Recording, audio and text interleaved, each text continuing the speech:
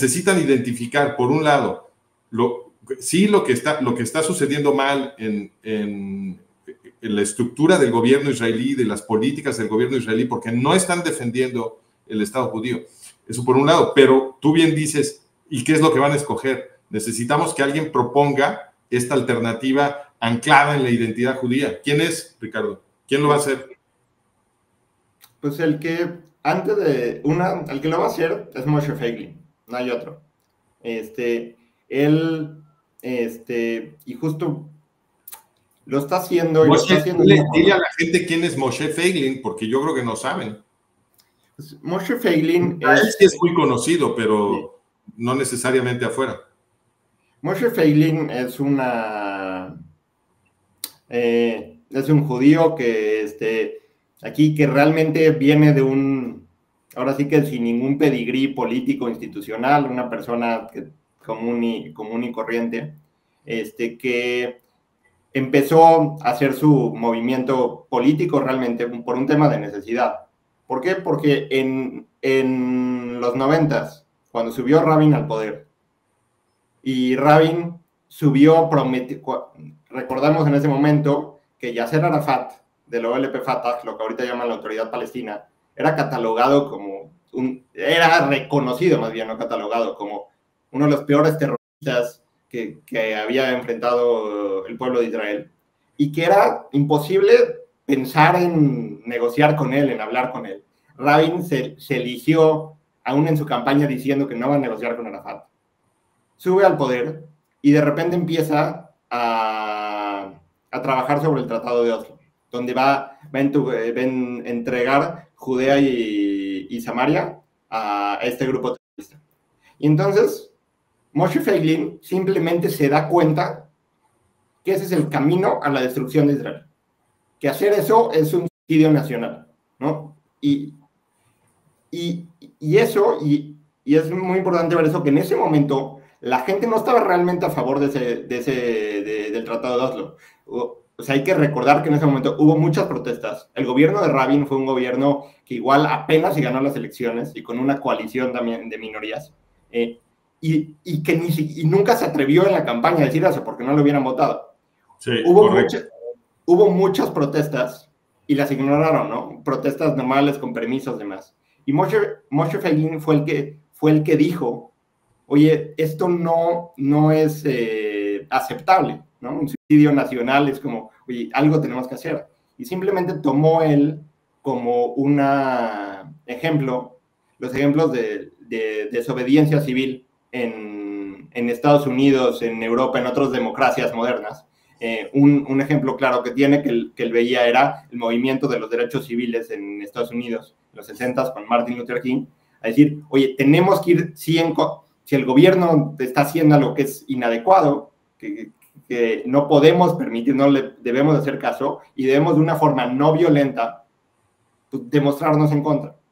Y empezó un movimiento que se llama Sword Seinu, esta es nuestra tierra, y que eso llevó a hacer protestas y a hacer una voz en contra del Tratado de Oslo en los 90s, que se volvió un tema nacional importantísimo, ¿no?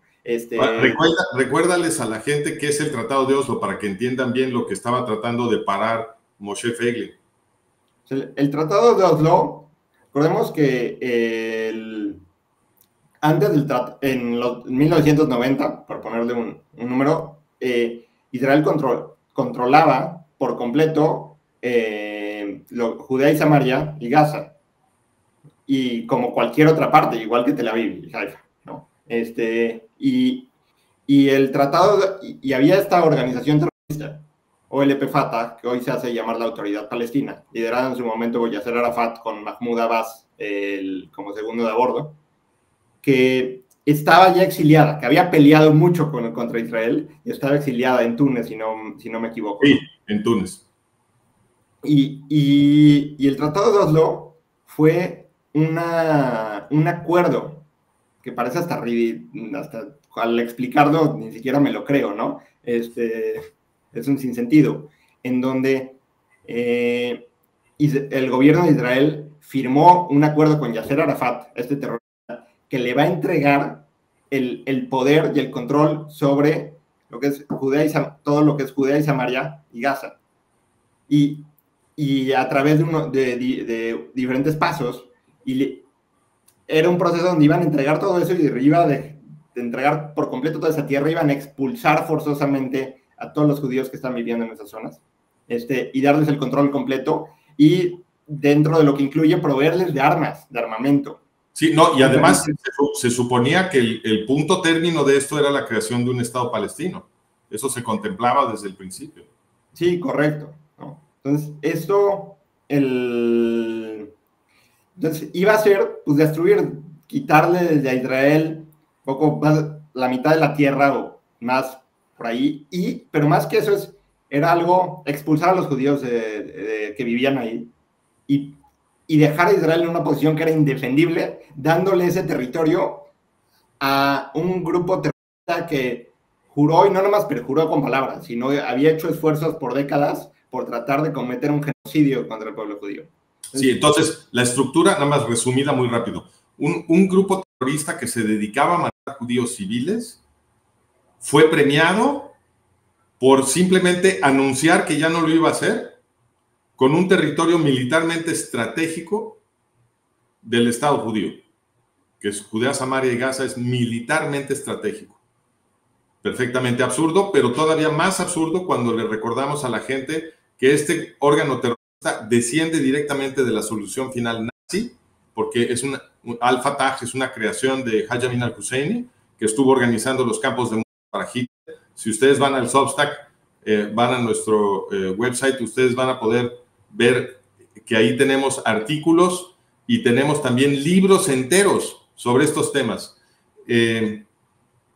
Y además, OLP Fatah es la creadora de Irán, de Ayatollah Khomeini. Ellos crearon el Irán de Ayatollah Khomeini. Entonces, o sea, se trajeron a territorio militarmente estratégico de Israel justamente a la gente que seguro para lo que quiere ese territorio es para matar a todos los judíos, ¿no? Eso fue lo que hicieron. Eso es lo que hizo el gobierno de Israel.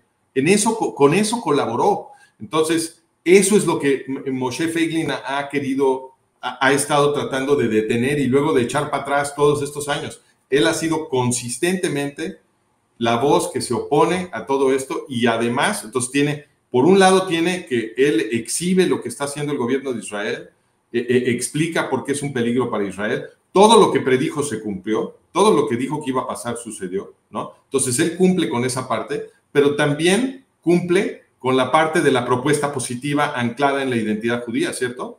Porque yo estoy leyendo su libro, él tiene un libro, ¿tú leíste el libro? ¿Cómo se llama el que tú leíste? Se llama Donde no hay hombres, Where There Are No Men. Donde no hay hombres, que es digamos, la narrativa de su trayectoria como activista, ¿no?